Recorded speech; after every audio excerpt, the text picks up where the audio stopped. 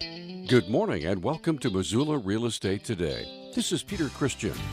I'm here with the host of the show, Diane Beck, with Windermere Real Estate. Diane has been helping buyers and sellers with real estate in the Missoula area for over 20 years and is very active in the Missoula community. Along with her trusted partners, Diane provides complete service for your real estate transaction. And now, Missoula Real Estate Today on newstalkkgvo.com. 98.3 FM and 1290 AM. Welcome, everybody. It is Missoula Real Estate Today. I'm Peter Christian, and one of our favorite guests. It's been a while since we've talked to Brandon Smith from Glidewell Investments and Insurance Group, but it's good to have you back. How are you? Good morning, Peter. I'm doing fabulous. Good to be here. You're rocking that beard, dude. You're looking great. Well, thank you. Thank you. All right. Now, you and I were talking before we started our recording here this morning that we have just come through one of the most devastating times that Missoula's seen in a long, long time, the flood from the Clark Fork River. And I'm sure a lot of folks who live in that area have learned some valuable lessons, especially folks who had never experienced anything like that before. Who wouldn't want to live next to a river, right? I mean, it's the dream come true, living in Missoula. Oh, we're down by the river, da-da-da-da. Well, the river sometimes has its own things to say about that. And so I know one of the things that you folks do, as all insurance companies do, is you help folks with flood insurance, right? We do. That's right. And so how does that work? It is there's some pretty strict guidelines, requirements to qualify for flood insurance. It isn't one of those types of policies that you see the water rising, so you can just go get flood insurance. You really have to plan this out or prepare for worst case scenario sometime in advance. So one of the first things we do is look at the flood zone, the plane you're in, and that really helps determine the rates.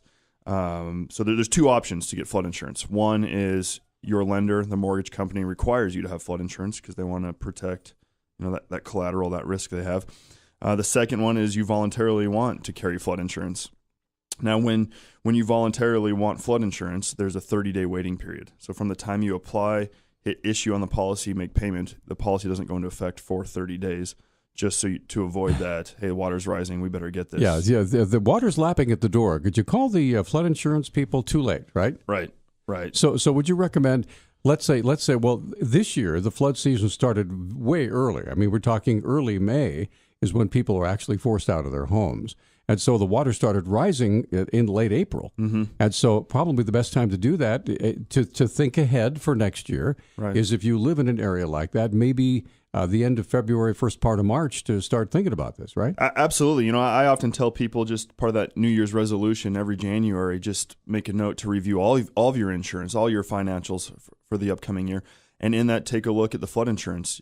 We typically know January, maybe February, we have a good idea of what flood season is going to look like based on the snow impact in the area. And so, it's a great time to look at it. And you can carry that policy for a year at a time or, renew each year. And, I know people that they make their flood insurance decision each February and hope for the best. And they just let it sit because you never know when you're going to need it. Correct. Right? So, All right. So let me ask you this. I've often wondered, I've heard a lot about the fact that we need flood insurance, but there's this scary thing. Well, is it going to bankrupt me? How much is it going to cost to get flood insurance? Great question. Flood insurance, for probably your standard $300,000 home, you're probably running between that $300 and $400 a year. That's not bad. Not too bad at all. Yeah. The flood insurance is excluded from your standard homeowner's policy. So, a lot of people think they have coverage because they have homeowners insurance, and flood isn't there. So for an extra $300 a year, just to give you that peace of mind and add that extra level of protection, especially if you live, down the 3rd Street Orchard Homes, North Avenue area. Exactly. This isn't the first time it's flooded. It was 3 years ago we had something similar. It was 2011 is when we had it last time. And then before that, there was a huge flood in the 70s, I understand, too. So it's going to happen again. All right. Now let's continue on that vein. So let's say I get the flood insurance, and what exactly does that cover? Does that cover all my personal property, or is that part of my regular homeowner's policy? The flood insurance is going to cover the structure and your personal property up to the limit of coverage you purchase because it is excluded from the standard homeowner's policy. So you can get a flood policy that's going to insure the structure for up to the value of the structure, 300,000 or more. Right. But then on the contents, you can pick and choose. I mean, if you have a basement, you're probably not worried about the personal property possessions up on the second floor, third floor, because we're not going to see 20, 30 feet of water. So depending on what's the lowest level in the home, what kind of property you have there, do you have a crawl space? Do you have a basement? Is the basement finished? What's your appetite in terms of, do you have high end furniture? Do you have, Maybe we could move the entertainment center from the basement upstairs when we see the water starting to rise a little bit. Absolutely. So I think the greatest concern is just structural damage. Stuff it's just stuff, that can be replaced. And Right. Now, I do know that having worked very closely with Adrienne Beck, she's the director of Office of Emergency Management, and trying to help people get ready to move back. It's perhaps an even more preparation is required to go back to a home after you've been out of it for a while than to get ready to leave it. Because one of the things they did inspections, exterior inspections of the home, and they had placards colored. Red was you can't occupy that. Mm-hmm. Yellow said needs some work, and green is ready to go ahead and occupy. Yeah. And so try to imagine that you get one of those yellow or red, placards, and so you've got some big time work to do here. Right. Yeah, you're ready to go home. Yeah. And realize, hey, there's some moisture in the walls and repair work that needs to be done in order to occupy your own home.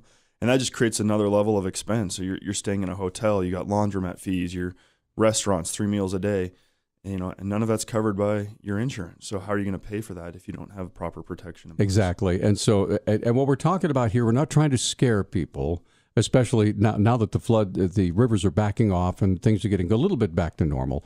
But the important thing is to remember there's always going to be a next year, and so why not be ready just in case, right? Yeah. And that really is what the intent of insurance is about in the first place, right? Right, yeah. Insurance, and it's, I know nobody likes to talk insurance. That's not the highlight of their day. But it can be. The point of insurance in its rawest, purest form is to protect what would financially devastate you, not inconvenience you. And it seems like insurance companies as a whole have added over the years all these bells and whistles and gimmicky coverages that really are just, pure profit revenue generator for the insurance companies. You look at the size of their building compared to the size of your home, the house always wins. Right. So when we look at insurance, we really want to strip that back and make sure you're covered for what would financially devastate you, not inconvenience you. And really, flood insurance, if you are in one of those flood zones, really can help relieve some of the pain of a bad day, make it a little more tolerable. I would imagine that there are a lot of people out there kind of scratching their heads and wait a minute. I thought you were in this business to make money, Brandon. So why don't you try to sell me the ultra high policy so you can get that extra whatever $5 or $10 a month or whatever you guys get. Right. But that's not your point, right? Right. No, that's because you're trying to put the customer first. Right. My belief system is that most people are overinsured, paying for insurance they don't necessarily need, don't even want, don't even realize they have. And so we really want to sit down with individuals, couples, households, and really look at why do you have what you currently have? Who helped you determine, do you really need this additional coverage for theft of Persian rugs? Do you even have Persian rugs? And that's built into the policy. So if we can pull that, strip that out, and credit you back a few dollars and have these conversations, in the end, you're going to save money and you're going to have a policy that's really going to cover what matters most to you. So rather than sitting there reading the latest, Jack Reacher novel or whatever, maybe we should drag out our insurance policy and take 10 or 15 minutes to wait a minute, what? Right. And so how do people get into policies like that in the first place? Do they just tell their agent, well, the house is worth this and we got all this, so make the policy and I'll pay it. Yeah. And because once you start paying that premium, especially if you have escrow, if you owe money on the house and the money comes out of escrow and you don't even miss it after a while, right. You don't even know what's going on in your own house. Yeah. And one of my favorite questions to ask people is, how did you determine to carry the coverage you currently carry? Huh? And the looks I get are, honestly, I don't know. It's what the guy recommended. Right. It's what my parents had and I came off their policy. And so I think that's so backwards. I think we need to take a step back and figure out, what do you have at risk to lose? What's your tolerance? What gives you peace of mind? How much risk are you willing to take? Can you self-insure? Do you have an emergency fund? Right. And then really building a policy for the individual rather than saying, hey, here's what the world needs. I would imagine that when someone is sitting with their real estate agent, trying to negotiate the price of the house and that sort of thing, so that sort of thing is top of mind right there. I want to get the best deal I can on my house. And then because I'm going to have a mortgage, I have to have insurance because that's required. And so what we usually do is, well, whatever the basic deal is, you go ahead and set it up and just send me the bill or whatever. Right. So, but there needs to be some mindfulness here, right? Absolutely. And I think insurance has become it's just become a commodity. It's so driven by price today. Right. And all the advertising we see, the national advertising with the Gecko and Mayhem and the universities and Flow, like right. It's funny. It's brilliant marketing. Yeah. But the truth is, when you have water damage or your home burns down, there's nothing funny about that. Insurance really is serious. But when we make it a joke and so commodity based, then all of a sudden we have water damage and realize, what, I don't have coverage for this? Well, it's because you wanted the cheapest policy, out of mind, out of sight, just trying to close on our home. And then we're the bad guy because we didn't disclose that to you when, the consumer was never willing to sit down and have this deeper conversation. Well, let's do that because we have a half an hour to talk here. So let's say somebody comes in to see, I want to see Brandon. I heard him on Missoula Real Estate today. I'm talking with Brandon Smith from Glidewell Group. And so, all right, so talk to me, big fella. So sitting down, how would you go about line by line figuring out what kind of insurance I actually need? I would really just, I want to start and talk, what's affordable? What's your budget look like? I don't ever want to be the guy that increases and adds stress to your life and budget. As you're aware, we work really closely with Dave Ramsey and his team. And so we are all about the budget and not, we want to help you stay out of debt and have insurance be a tool to help you find financial freedom. And so really understanding what's affordable to you, what do you have at risk to lose, and what's your threshold? I mean, what gives you peace of mind? Do you really, do you sleep better at night knowing that you have roadside assistance on your auto policy, or does that not matter to you because you have AAA? You have AAA, and so you want to save that $10. Right. So really just having a conversation, really getting to know the individual and not making any assumptions that all policies need to be equal and everybody needs the same coverage. So are we talking about several days, or is this like an hour or so? 45 minutes. 45 minutes. From start to finish, from conversation to building out the policy to presenting a rate. Very simple. And we'll dive into the home and what the features of the home and make sure the home's properly insured to value. But really it's just understanding the individual and your goals and how we can help you achieve those goals. Now, in these times of rapid increase in home values, do we need to maybe every other year or so make sure that we have enough? Yeah, it's recommended that you review your insurance every 2 to 3 years. I think that's fine. I think you win when you stay with a carrier. Loyalty does matter. It's been proven over and over that the individuals that price shop and hop every 6 months on their car insurance actually lose in the end. But yeah, sitting down, reviewing it every couple of years, very important. With the home values increasing, what we look at on the insurance side is replacement cost. What would it cost to rebuild that home? But when you're buying a new home, you have your appraised value, you got fair market value, resale value, listed value, agreed value. There's all these different prices and numbers being thrown out. And you guys go with replacement value. So yeah, we come in with replacement costs. So if the home burnt down, the land is still there. The lot is irrelevant in terms of insurance. So we plug in the specs of the home, the year built, square footage, zip code, and find, hey, what would it cost to rebuild this exact same home that was built in 1964 in 2018? What would, if maybe it's got some crown molding, some features, from the early 1900s that you still want today. That's not going to be cheap to replace. So you may have bought your home for $200,000, but to rebuild and replace that same home today could be $400,000 to $500,000. So that's a conversation we need to have. Well, let's jump into auto insurance then, because I know you do all lines, and so when it comes to auto insurance, I remember you telling me once in one of our previous conversations that you take into consideration the status of the person you're talking to, whether you're a doctor or a lawyer or a poor university student, or in other words, what you have to protect. Right. Absolutely. A story I often go back to is right here in town. over on where Mount becomes 14th and Eaton. There's that four-way stop intersection. Right. A client of ours just bumped into a lady in front of him. Very minimal damage to the vehicles.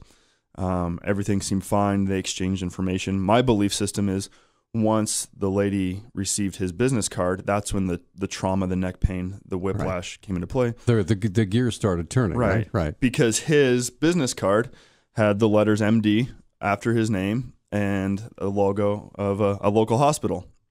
And so the truth is that individual in his early 30s had just finished nearly 12 years of med school, had bought into a practice, had signed a lease just 2 weeks before that on an MRI machine for his office. Wow. On paper, he's poor. 7 digits in debt. Right, yeah. And he's not going to be making that perceived medical income for, 10, 15 years or more. And so how much coverage should he carry? Should he carry, $500,000 liability limits and a $5 million umbrella because his perception, because of his business card? Or should he carry just enough to get by based on what his current assets net worth are to free up dollars so he can pay off his debt to, build the life he hopes to build. And so having that conversation and finding that balance is very important. Right. And that's where now you're trained in all this. So you're not just working off some chart somewhere, right? Right. Yes. No, this is all years of experience, and I'm not real smart, but I've seen some things and have had to learn the hard way. But yeah, no, you want to carry enough liability, coverage to protect your assets. We work way too hard. We grind 40 plus hours a week to build the assets we have and the lifestyle we have. And in one small accident, if it's not properly covered, it's gone. Talking with Brandon Smith from Glidewell Group, and one thing that we haven't talked about, Brandon, in our time together is life insurance. I mean, obviously you carry that too. So where do we go with that? I mean, obviously it depends on your age and your status and all that good stuff, right? Honestly, I think it should be called death insurance because that's what it's insuring. But, one of the things we recommend just for initial conversation is that you carry, a 20-year term policy, and the amount of coverage we recommend about 10 times your annual income. Because if something did happen to you, that amount can be invested and the numbers all take of themselves so you can maintain your spouse and family can have the same standard of living they had prior. But it is so inexpensive, and I think people have a belief system that, it's a hard process. It's going to take a lot of time. I don't have the time to look into life insurance. It's going to cost me a lot. I'm not perfectly healthy. It really is maybe a 2-minute application rate process, and I'm $1 million term life policy for a 30-year-old male is. You're in the maybe $30 a month range for $1 million for 20 years. Wow. We just, in the last week or so, $1 million policy for a 23-year-old kid. And it was like $19 a year locked in for 20 or $19 a month, excuse me. Yeah. For 20 years. And if something happens, his new wife and the child they're expecting is going to be taken care of. Right. Exactly. And what 22-year-old can't come up with $19 a month? And naturally, these things can all be taken care of with one visit, right? Your auto, home, life, everything, right? Yeah, a shameless plug here. At Glidewell, we really our philosophy is helping people find freedom in their finances, but we look for customers for life. So we do it all from the life insurance, home, auto, long-term care, Medicare, retirement planning, financial consulting, coaching, helping people get out of debt, get on a budget. We just value people and relationships and want to just make a difference here in our community and help people succeed. With the last 10 minutes of our show, we're up to 20 minutes already. You can believe that. I want to talk about financial peace because I know that this is something that's really, it's a passion of yours. It kind of drives you. And I know that you've gone through this whole this situation yourself. I have. Big fan of Financial Peace University and everything Dave Ramsey teaches. Drastically changed my life, and insurance is one small piece to winning financially. What do you say when people confront you and say, that Dave Ramsey, I think it's just a gimmick. He's just looking for your money. In other words, they can't conceive that somebody would want to do this so that other people could benefit. I think it's really hard to argue with somebody who's had an experience. I've been there, done that, have paid off the debt, have been debt free for years. And so if somebody wants to tell me what Dave Ramsey teaches doesn't work, right? Is there a better way? I don't know. Maybe, perhaps. Sure. Let's say there is. Go find it. Yeah, but doing what I did has worked for me. Right. To have zero debt and to just be able to, Dave Ramsey, I just heard him this week saying, you know what, money does buy happiness. Have you ever seen anybody upset on a jet ski? And when you have money, you can do whatever you want. Right. And so I think, money makes you more of what you already are. We all know wealthy individuals that are, jerks. Yeah. And we know poor people that are struggling that are jerks. Right. But we all know wealthy people that are giving and generous, and we know poor people that are giving and generous. So I think money just makes you more of what you already are. And so would you mind just because there are people who've not been listening to the show and heard you on a couple times before, just walk us through real quick a couple minutes of your story and how you got into debt and how you got out of it. Yeah, I got into debt chasing the American dream. Went to college and had student loans and had medical bills and credit card debt and bought a home because everyone said you got to buy a home. Got married, right? Got married and vehicles and had to, then you trade in your vehicle and you extend the terms and increase the payment and it just gets out of control on you. And the next thing you know, you're living paycheck to paycheck and just there's stress and tension in your life and your productivity at work goes down because you're stressing about the house payment rather than just doing your job. And so started following Dave Ramsey back, I want to say 2006, 2007, just doing exactly what Dave teaches and thought, I'm going to do this for 90 days to the book. And if I'm no worse off, you haven't lost anything. I haven't lost anything. Right. And have never looked back, years later. And so, how long did it take you to get out of debt? Paid off $267,000 in debt in 32 months. And that's less than 3 years. Less than 3 years. Right, and it was crazy. I would never expect anybody to do some of the things I did. I completely cut internet at home, TV, sold a vehicle, sold a home, moved back into an apartment. It was lived off rice and beans, picked up second and third extra, jobs where all that money was going straight towards debt. Cut every expense possible for 32 months. And now Dave Ramsey has a saying, like if you live like... if you live like nobody else, later you get to live like nobody else. And what does it, flesh that out? What does that mean? I live like nobody else. We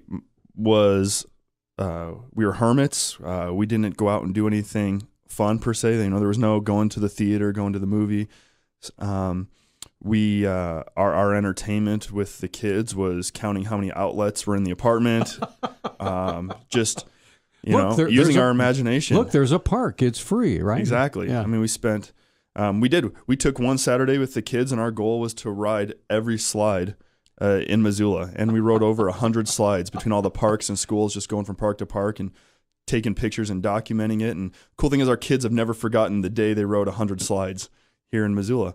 But we were living like nobody else so that later we can live like nobody else. And now we're in a place where we're able to invest for the future. We're able to give and be generous in our community, really do what we want when we want because we're not having to pay American Express each month. Let's talk for a second about how important it is for the whole family to be on the same page here, especially husband and wife, right? Absolutely. I think in every relationship, you're going to have two personality types when it comes to finances. You're going to have, what we call the nerd and the free spirit, the saver and the spender. And neither one are wrong. You need both. You need to have fun in life, but I think you also need a plan. If you aim at nothing, you're going to hit it every time. I think Zig Ziglar said, and so you got to have a course, a direction. You got to know exactly where you're going. And so I think it all comes back to the budget. We hear the term budget and it feels like such a controlling, restrictive, nobody likes the term budget. But really a budget is so freeing and liberating because when you tell your money where to go rather than your money telling you where it's going to go. I remember when we first got on a budget, I was at Safeway or Fresh Market here in town and going to pay. And it was like we had this money set aside for grocery. And it was like almost using that pile of gift cards that you accumulate during the holiday season. Like, this money was designed for this. I'm not having to worry about, having to pay the water bill or the power bill. This money's for, it's freeing and liberating when you live inside the budget. So there's several different systems. There's the envelope system. There's whatever. Absolutely. I'm a big fan of using cash. When you're swiping your card, there's no pain. You don't feel money being spent. But when you have cash in hand, it's hard to give it up. I think we've all had that $50 bill or that $100 bill tucked away in our wallet, and we won't spend it. We still use the card because it hurts to let it go. And so when we're using cash, when the cash is gone, it's gone. You can't overspend. So those impulse buying decisions in the grocery store or at the sporting goods store don't happen because they don't fit in the budget. So how long did it take you with all this discipline to allow yourself to have a debit card or a credit card again? It took, I'd say it takes about 90 to 120 days to really figure out the budget, to really figure out the kinks, what's going to work, what doesn't work. My lifestyle still today is cash and debit card. Don't use credit card. Have no need for it. I have no plans of ever going into debt. And so, built up an emergency fund. So if the transmission goes out, we're going to pay cash. We're not going to put it on the credit card. So we've got about 3 minutes. So when's the next university, Financial Peace University? And how much does it cost to be a part of it? Looks like the next class we're going to be teaching will be starting this fall, September. It's about $100 for all materials, access to online tools, videos, resources. It's a lifelong membership. I guarantee people over and over that if you don't have that $100 back tenfold by week 3, I'll reimburse you your $100. Seeing people have the average household that goes through the class has nearly an $8,000 turnaround in financial position in the first 9 weeks. Wow. And either money saved or debt paid off. It works. And it's just unfortunate these things aren't taught in school, but it very is. It's common sense. Does it work better if you're married than if you're single? It works better if you're willing to put in the work. It doesn't matter your status, right? Yeah, absolutely. All right, so we got about 2.5 minutes left in the show. So how do we contact you? First of all, about insurance. So how do we do that? Yeah, my email address is bsmith, B as in Brandon, SMITH, @GIIG.com, or call or text 406-258-0022. All right. Now, how about Financial Peace? How do we get started on that? Check out daveramsey.com would be the best place to start. Click on the classes tab on the top menu there, and then when that opens up, click on Financial Peace University. Find a class near you. Plug in your zip code. Now there are several here in Missoula, right? There are. I think there's 1 or 2 going on right now. We're really pushing for a big one that we're going to do here in September that is not quite listed on that website. But again, questions or concerns or want more information, again, 406-258-0022 is my direct line, and would love to visit with you. And real quick, what is it when your feet hit the floor in the morning? What is it that drives you, that makes you can't wait to get to work? I absolutely love helping others, seeing people win. If they can smile, just investing in people, making a difference. Insurance isn't fun. It's not enjoyable, but it's providing solutions, helping people win, and moving forward in life is just an honor and a privilege. And also the fact that you're an enrolled agent, right, with Dave Ramsey? I am. Yep. Been working with Dave and his team since 2009. And so any advice we give in terms of insurance, financial planning, retirement, consulting is all going to be that same philosophy you would hear from Dave. And that is not an easy group to get into. It took a little bit of work. Pretty proud of what we've done here in our team, and really honored to work with Dave and his team. Give us a phone number and website one more time. 406-258-0022, bsmith@GIIG.com, or www.giig.com. Good to see you again, Awesome. Brandon. Thanks, Peter. All right, Talk to you care. soon. Keep rocking that beard, dude. Hey, thank you. All right. That's going to do it for Missoula Real Estate today. For Diane Beck and Windermere Real Estate, thanks for joining us. We'll talk to you again next week on Missoula Real Estate Today. Thanks for tuning into Missoula Real Estate Today. We hope you found the information over the last 30 minutes to be helpful. If you have any suggested topics for future Missoula Real Estate Today programs, or any questions about buying or selling real estate, please email Diane. Here's the address. It's DianeBeck@Realtor.com. That's DianeBeck@Realtor.com. We'll see you next week on News Talk KGBO.com, 98.3 FM and 1290 AM.